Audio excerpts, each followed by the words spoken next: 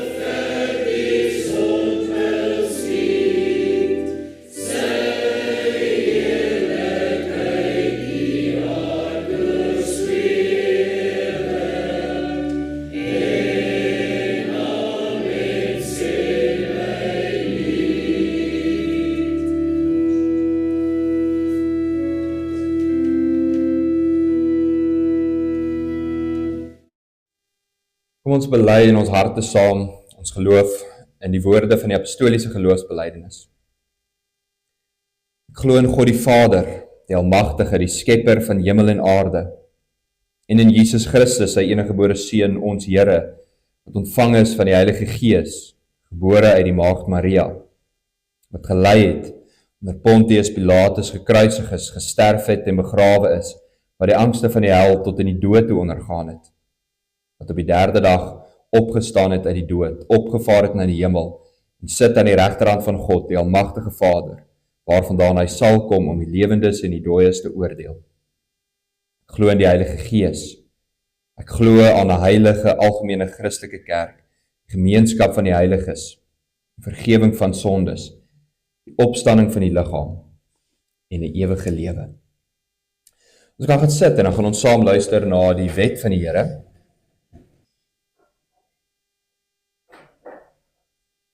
Ons lees saam uit Eksodus hoofstuk 20.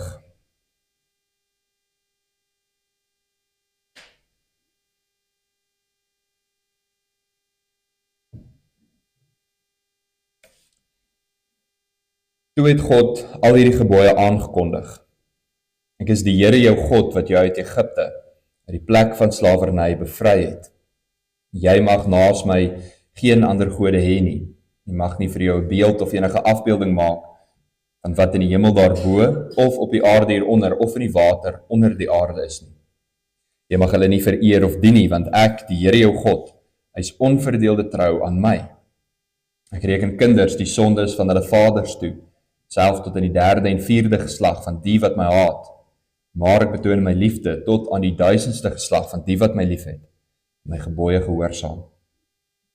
Jy mag die naam van die Here jou God nie misbruik nie. Die Here sal die een wat sy naam misbruik, nie ongestraf laat bly nie. Sorg dat die Sabbatdag heilig hou. 6 dae moet jy werk en alles doen wat jy moet. Maar die 7de dag is die Sabbat van die Here jou God. Dan mag jy geen werk doen nie. Nie jy, of jou seun of jou dogter, of die man of vrou wat vir jou werk, of enige dier van jou, of die vreemdeling by jou nie. Die Here het in 6 dae die hemel en alles daarin gemaak, die aarde en alles daarop, die see en alles daarin. Op die 7de dag het hy gerus, en daarom het die Here dit as gereelde rustdag geheilig. Eer jou vader en jou moeder, dan sal jy lank bly woon in die land wat die Here jou God vir jou gee. Jy mag nie moord pleeg nie. Jy mag nie egbreek pleeg nie. Jy mag nie steel nie. Jy mag nie vals getuienis teen 'n ander gee nie. Jy mag niemand anders se huis begeer nie. Jy mag nie sy vrou begeer nie. Ook nie 'n slaaf of slavin, 'n bees of 'n donkie of enigiets anders wat aan hom behoort nie. Terwyl ons so bly sit, sing ons saam lied 585, ons sing saam vers 1 en vers 2. Lied 585, vers 1 en 2, terwyl ons so bly sit, en daarna bid ons saam.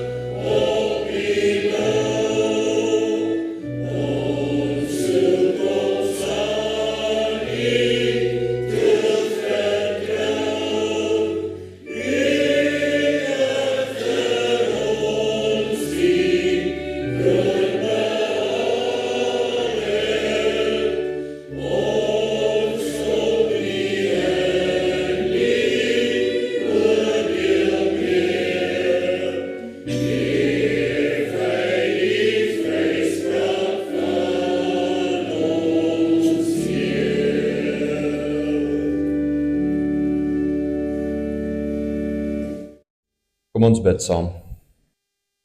Vader wat in die hemel is, ons dankie Here dat ons saam mag sing en ook so saam mag bely. Dat alhoewel U en U Seun, ons Here Jesus Christus, die regter van die wêreld is, dat hy opgevaar het na die hemel, aan die regterhand sit, regeer, maar ook weer sal kom om te oordeel oor die lewendes en die dooies. En tog is dit nie 'n gedagte wat ons bang of moedeloos laat nie. Dat ons weet dat wat hy gedoen het voor sy hemelvaart, maar ook dit met sy hemelvaart, wat hy nou nog vir ons aan die regterhand van die troon omhoog doen, dat juist dit beteken dat ons met vreugde en vrymoedigheid na die troon kan gaan. En nie 'n troon van oordeel nie, maar 'n troon van genade. Daarom kom ons vanmôre voor U, Here, met harte vol dankbaarheid. Met harte wat U loof en prys vir U goedheid en genade, met harte wat vir U sê, ons dank U, die onuitspreeklike seëninge wat ons in ons Here Jesus Christus ontvang. En dat U ons in Christus seën met al die geestelike seëninge in die hemele, en dat ons dit deelagtig word deur die Gees wat in ons woon. Ons dank U, Here. Ons dank U vir alles wat U boonop nog verder ook vir ons doen. Dat U ons seën met vrede, dat U ons seën om by mekaar te mag kom sonder vervolging en vrees vir die dood. Dat U vir ons nog relatiewe voorspoed in hierdie land gee. Dat ons mag werk, dat ons mag diensbaar wees, dat ons huise het om in te bly, dat ons beskerm mag wees van die reën en die koue. Ons dank U, Here, want hierdie dinge kom ook nie net van selfsprekend nie, maar dit kom alles uit genade uit die Vaderhand. Ons weet ook, Here, dat U alle goeie gawes gee, dat alle goeie gawes van die hemel, van die Here van die hemelligte af, op ons afkom. Daarom pleit ons hier ook vir al die ander dinge wat ons nog ontbreek. Ons bid vir die wat siek is, die wat gesondheid nodig het. Ons bid vir die eensames, ja, die wat verlate voel. Ons bid, Here, vir die wat in baie ander opsigte ontbreek, en besonder ook die wat U nie ken nie, die wat nog nie die vreugde en die genade in Christus deelagtig is nie. Here, maar ons bid nie net dat U die dinge sal gee, ons weet ook dat U ons gebruik as instrumente in die koninkryk om hierdie dinge in die wêreld uit te deel, sodat almal deel mag hê aan die seën in Christus. Daarom bid ons dat U ons sal gebruik om uit te reik na die wat siek is, eensaam is, hartseer is, oorlaai en bemoeid is. Dat U ons sal help om ook so uit te gaan na die wêreld, die getuies van U genade te mag wees. En bekragtig ons so deur die Gees om die evangelie te verkondig sonder vrees. Help ons om so ook die verlorenes te roep tot bekering. Here, so bid ons ook dat U ons sonde sal vergewe. Ons weet dat ons in Christus die volle vryspraak het, en tog vra ons dat U dit aan ons harte en ons gewete 'n werklikheid sal maak. Dat ons gedurig deur in ons lewe na Hom toe sal vlug, weer genade ontvang op die regte tyd. Ons bid, Here, gee ons ook in hierdie erediens waaroor U ook U seën uitgespreek het. Gee ook so vir ons geopende ore, ontvanklike harte. Help ons om die woord nie net te hoor nie, maar ook toe te pas in ons lewe. Mag U met ons spreek, dat dit nie woorde van mense sal wees nie, maar soos dit waarlik is, die woorde van God. Ons pleit dit in afhanklikheid en in nederigheid, met die wete dat ons dit niks verdien nie, en tog vrymoedigheid, omdat ons weet dat in Christus ons dit ook sal ontvang. In sy naam bid ons dit. Amen.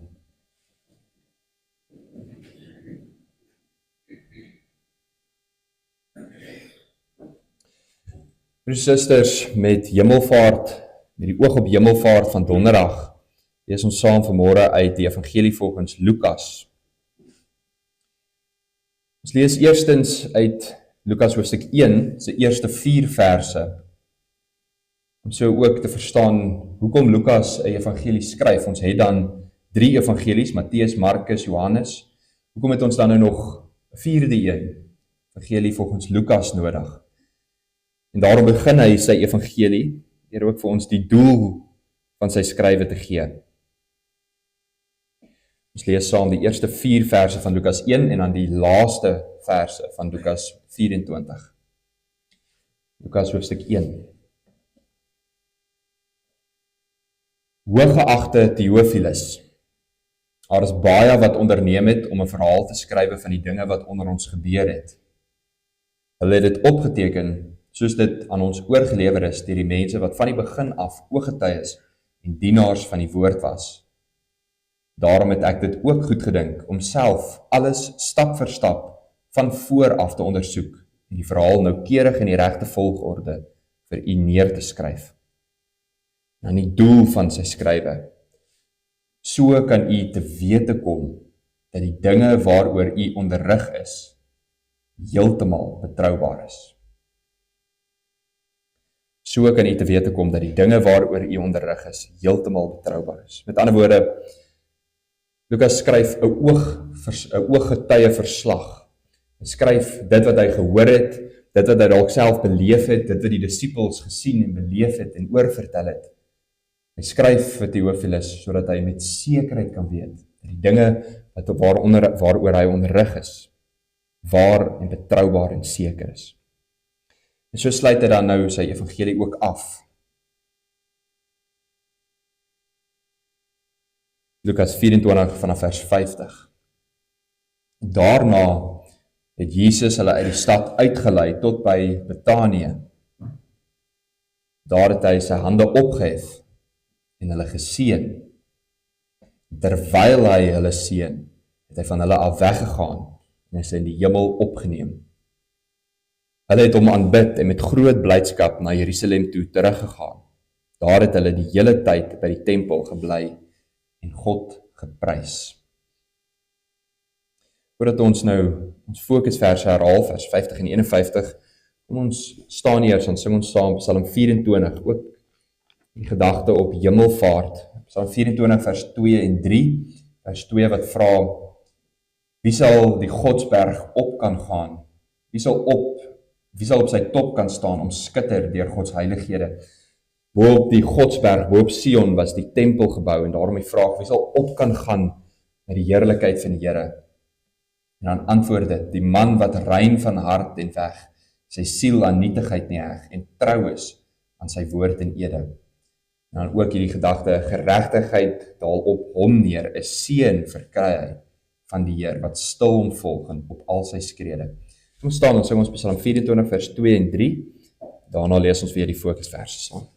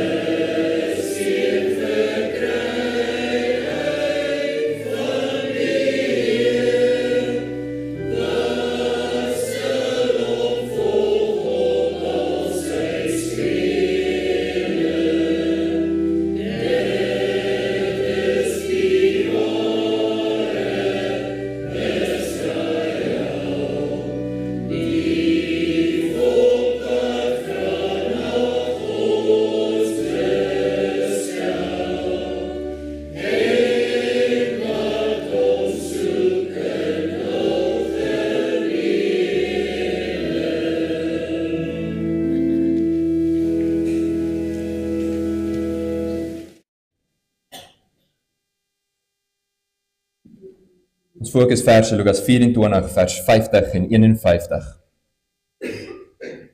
Daarna het hy hulle uit die stad uitgelei tot by Betanië. Daar het hy sy hande opgehef en hulle geseën. En terwyl hy hulle seën, het hy van hulle af weggegaan en is in die hemel opgeneem.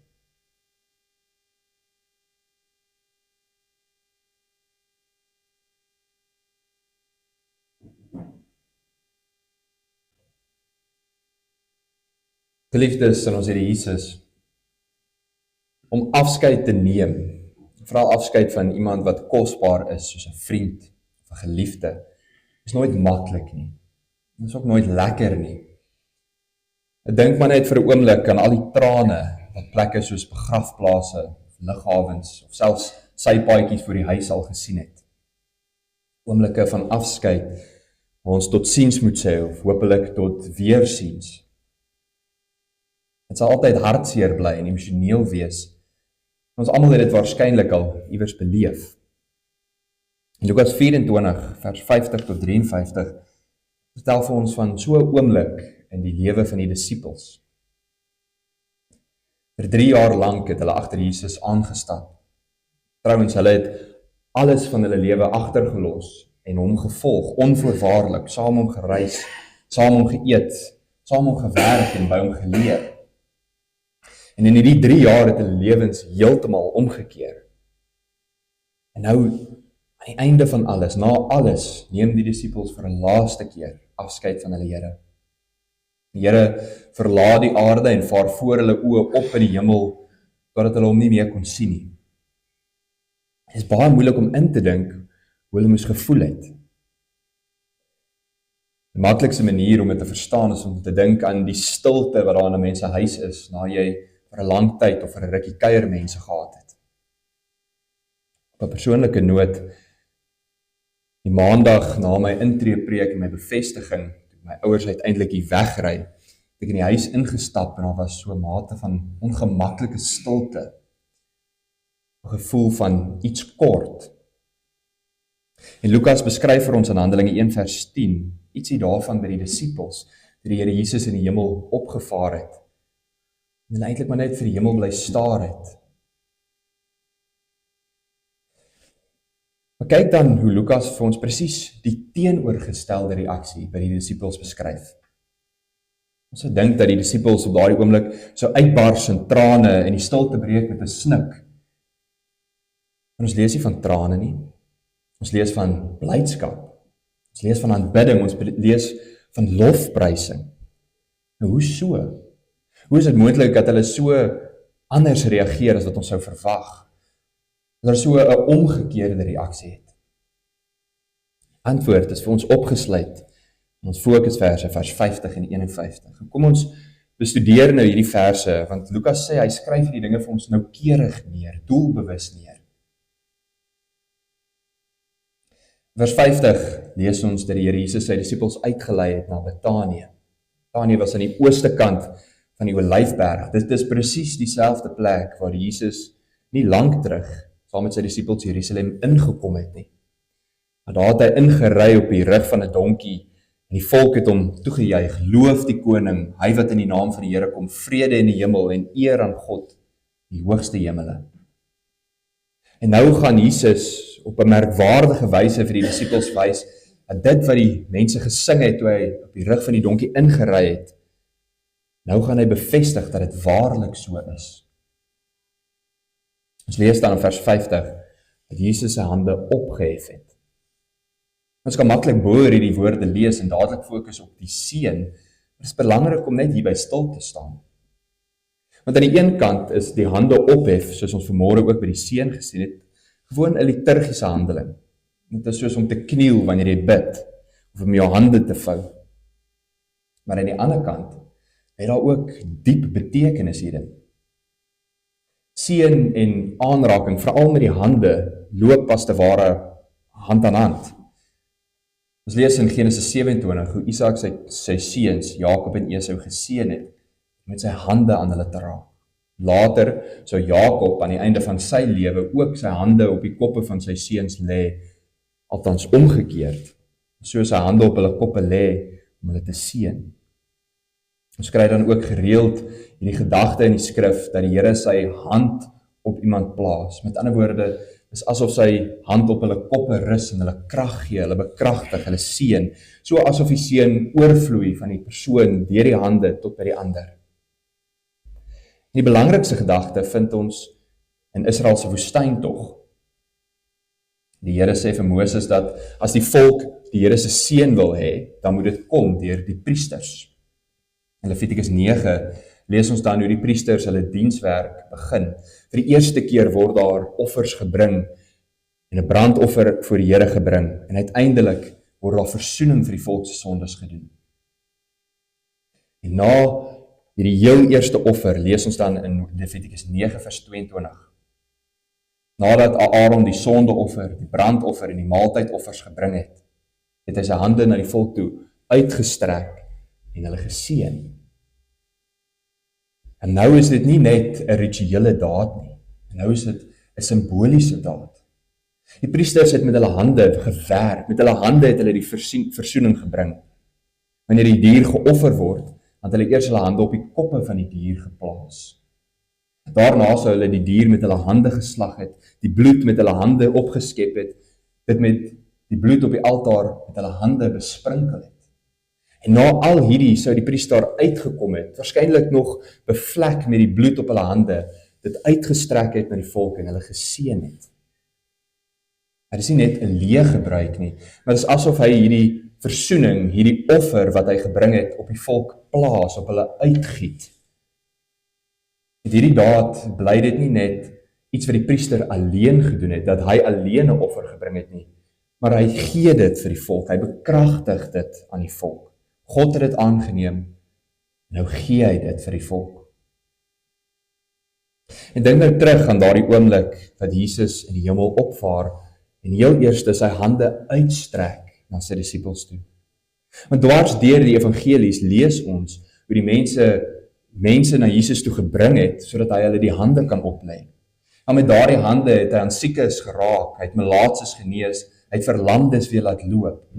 Met daardie hande het hy aan dooies geraak en hulle het uit die dood opgestaan. Hy het die kindertjies, sy hande om die kindertjies geslaan en hulle geseën. En die wat verwerp was in die samelewing, het hy ingetrek met sy hande. Die disippels tye van benoudheid gehad het hy met sy hande aan hulle geraak en hulle het hulle gerus gestel.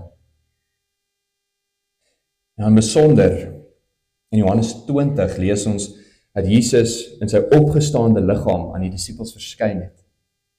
Dan roep hy hulle nader en sê vir hulle, kom voel aan my hande, soos hy nog die littekens van die kruis, die bloed van die versoening aan sy hande gedra het. En vir daardie hande wat genees, daardie hande wat dooies opgewek het, daardie hande is wat die verworpenes en die uitgestootes nader bring, aantrek, daardie hande wat vrede gegee het, daardie hande wat die tekens van die kruisiging gedra het. En daardie hande lig hy dan oor hulle op en hy herinner hulle aan sy offer. Hy bekragtig aan hulle ook die offer wat hy aan die kruis gebring het. Volkome versoening is nou bewerk. Die offer is gebring. En nou kan hulle dit sigbaar sien in die hande van die hoëpriester. En dan sy laaste oomblik op aarde, giet Jesus hierdie seën oor sy disippels uit. Hy gee dit aan hulle, hy bekragtig dit aan hulle. Dit bring ons dan by die tweede gedagte uit. Nou, Jesus het sy hande opgehef, maar hy het hulle ook geseën. En die klem in hierdie gedeelte val baie duidelik op die seën van die Here. Lukas herhaal dit 3 keer, en in Grieks moet jy baie ekonomies wees, jy herhaal nie sommer iets nie. Maar Lukas skryf doelbewus, hy herhaal 3 keer in hierdie kort versies, in hierdie paar versies, sê hy seën, seën, seën. En net soos vandag, het die mense van die verlede ook mekaar so in die algemene omgang seën toegewens. Mag jy 'n geseënde reis, of 'n geseënde jaar of verjaarsdag hê. Dit is hierdie seën was eintlik die diepste 'n wens. Dit was 'n gebed tot God, dat God jou mag seën. In Afrikaans sê ons dit so mooi, dat ons die Here se seën aan iemand toe wens. Maar die seën wat die priesters gegee het, was baie anders. God het aan hulle die unieke voorreg gegee om nie net die seën toe te wens nie, maar toe te sê, om dit te gee. Die woorde van Numeri 6 vers 27, so moet die priesters my naam op die kinders van Israel lê, en ek sal hulle seën. En tog het hulle dit toe gesê, die Here sal jou seën. En nou weer eens verskil die seën wat die Here Jesus hier gee, soveel beter is, dit is soveel hoër as die van die Ou Testamentiese priesters. En dit is baie duidelik met die kontras wat Lukas hier skep. Die eerste kontras. Die priesters sou gewoonlik die volk geseën het aan die einde van die tempeldiens, aan die einde van hulle erediens. En in die begin van die evangelie lees ons van so 'n priester wat tempeldiens verrig het. Sagaria, Johannes die Doper se pa. En terwyl hy in die tempel doenig was, verskyn 'n engel van die Here aan hom en vertel hom van Johannes se geboorte. En omdat hy nie die woorde van die Here geglo het nie, is hy met stomheid geslaan. En terwyl hierdie dinge in die tempel gebeur het, het die volk buite gestaan en gewag dat hy moet uitkom en hulle seën. En dan as hy uiteindelik uitkom, dan kan hy nie praat nie. Nou die seën is nie daardie dag oor die volk uitgespreek nie. Die afleiding wat ons kan maak is dat die volk sonder 'n seën huis toe is. Dit is wat in die begin van Lukas se evangelie gebeur. Maar nou met Jesus se hemelvaart is die volmaakte hoëpriester hier. Die hoëpriester wat se seën nie gekeer kan word nie. Selfs nie eers deur die dood nie. En trouwens, hy is die seën self en hy gee dit aan hulle. In die tweede plek, die inhoud van die priester se seën, veral Numeri 6 wat ons gewoonlik aan die einde van die erediens hoor, is drieledig: bewaring, genade en vrede. Wanneer Jesus dan met sy hemelvaart opvaar en seën, dan gee hy ons die versekering van hemelse bewaring, van hemelse genade en ware vrede. Ons lees in Johannes 10, dat die Here Jesus self sê, ek gee aan hulle die ewige lewe en niemand sal hulle in alle ewigheid uit my hand ruk nie. Hulle sal nooit verlore gaan nie. Die Here Jesus bewaar ons self. Ons lees ook dat ons uit sy oorvloed genade op genade ontvang. En bovenal is dit wat Christus deur sy kruisdood kom bewerk het, vrede tussen ons en God. Ja, vrede wat alle verstand te bowe gaan, vrede wat altyd sal bly, sê Paulus in Filippense 4. Bewaring, genade en vrede. En in die derde plek, die priesters se seën moes altyd op 'n bepaalde plek gebeur het. Hulle kon nie sommer net na 'n ou se huis toe gaan en hom daar gaan seën het of op die markplein die seën uitgespreek het nie. Dit was altyd by die tempel, by die teenwoordigheid van God, onder die geklank van die woord of die wet. En later was dit ook toegelaat in die sinagoges, omdat die sinagoges 'n deel van die tempel gevorm het. Maar met Jesus se hemelvaart is baie belangrik om te sien dat hy hulle uit Jerusalem uitlei.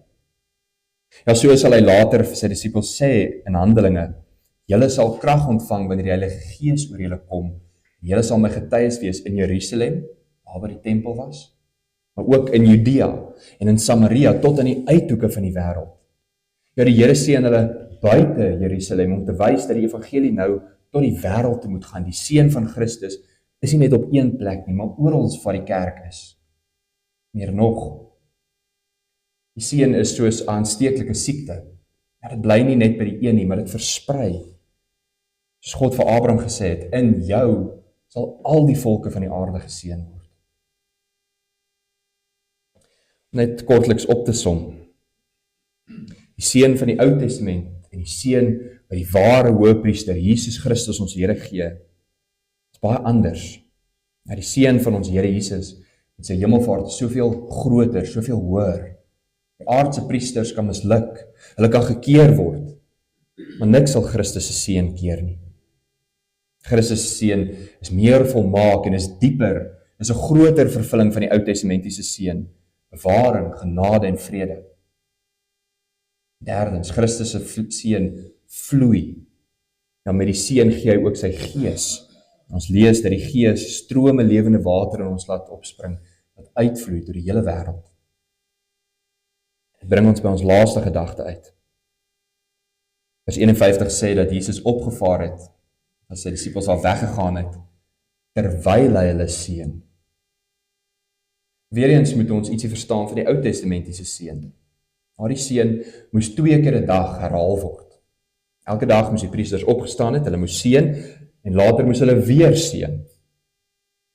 Daarom wanneer Lukas Christus se hemelvaart beskryf, dan sê hy het bly seën terwyl hy opgevaar het. Ja, sy hande was steeds uitgestrek soos hy opgaan uit hulle sig uit. Die bedoeling is dat sy seën voortduur. Ja, soos die priesters elke dag herhaaldelik moes geseën het, so duur Christus se seën. Trouwens, so bly hy ons elke dag van ons lewe seën. Hy's nou nog besig om ons te seën en dit voor te sit in die hemel. Lukas sê aan die einde van vers 51 dat hy nie net opgevaar het nie, maar dat hy in die hemel opgeneem is. Ja, hy is nou waarlik ons hoëpriester in die hemel, ons verteenwoordiger, die verware middelaar. Dis hy wat tot in alle ewigheid vir ons intree by die Vader. 'n Deel van die priesterlike seën was hierdie woorde: Die Here sal jou gebede verhoor.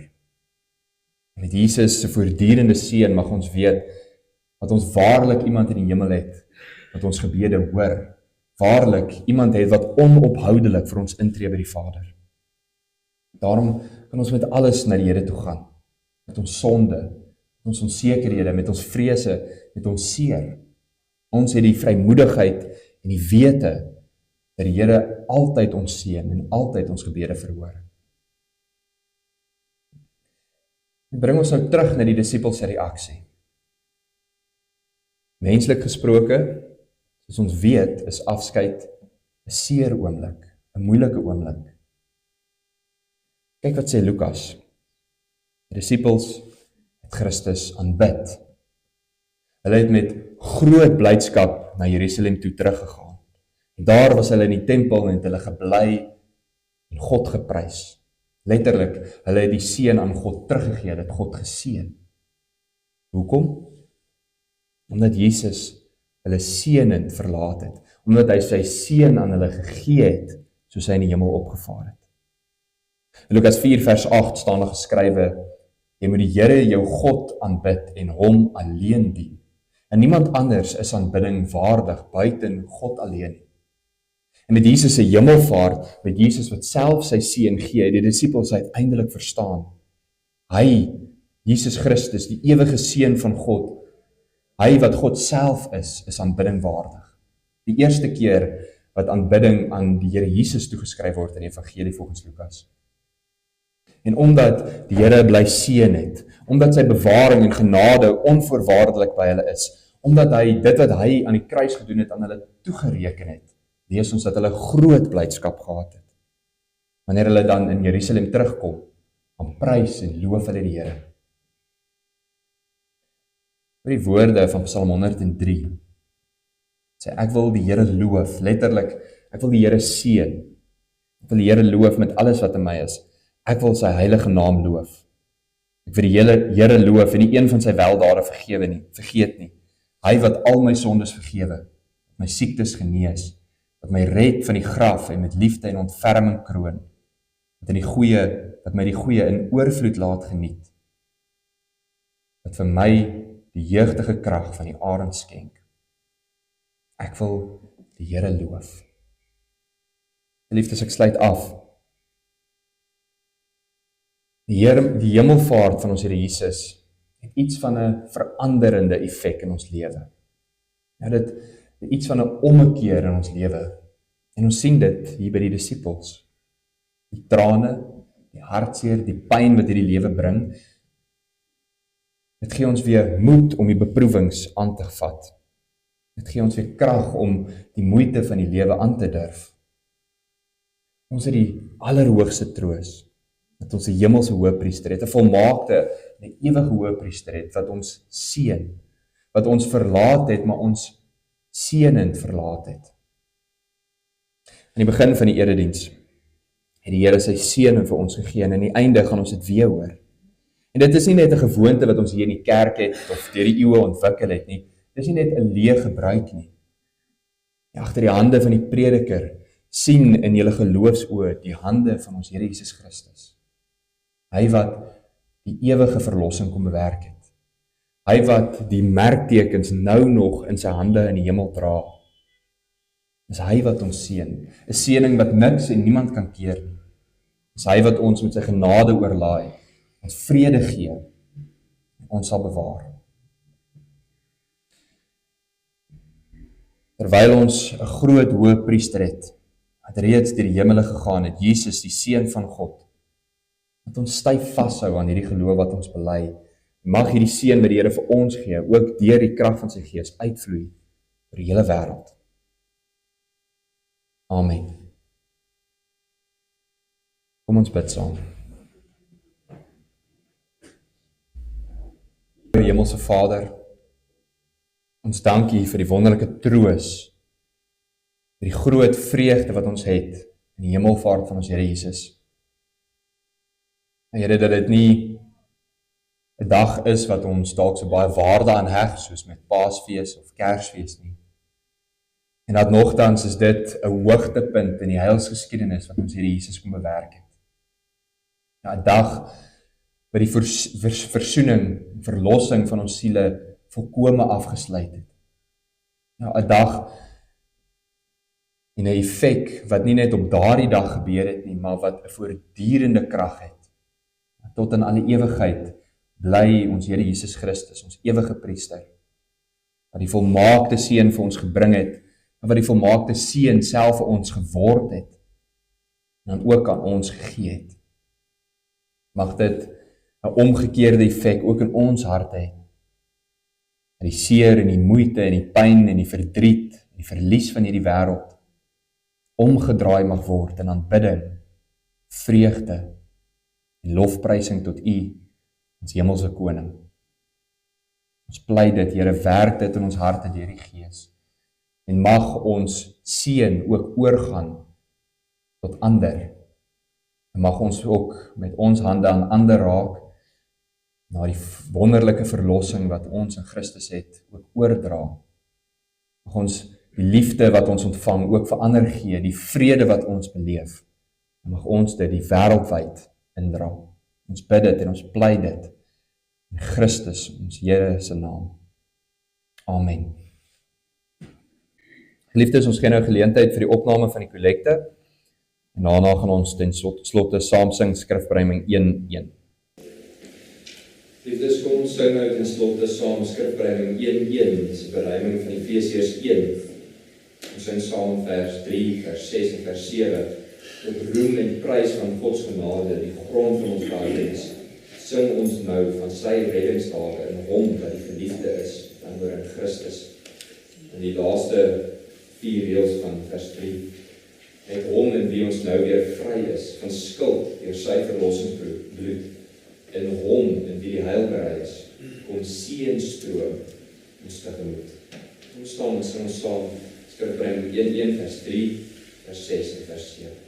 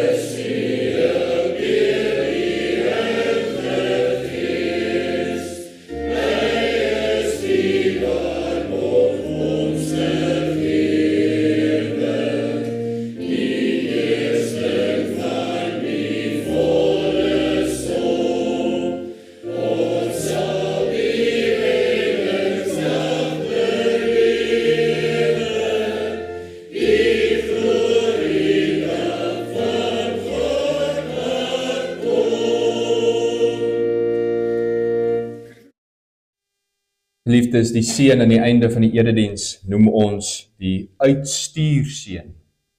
Ontvang nou so die seën van die Here en gaan in hierdie wêreld uit in sy vrede. Die Here sal jou seën en jou behoed. Die Here sal sy aangesig oor jou laat skyn en jou genadig wees. Die Here sal sy aangesig oor jou verhef en jou sy vrede gee. Amen.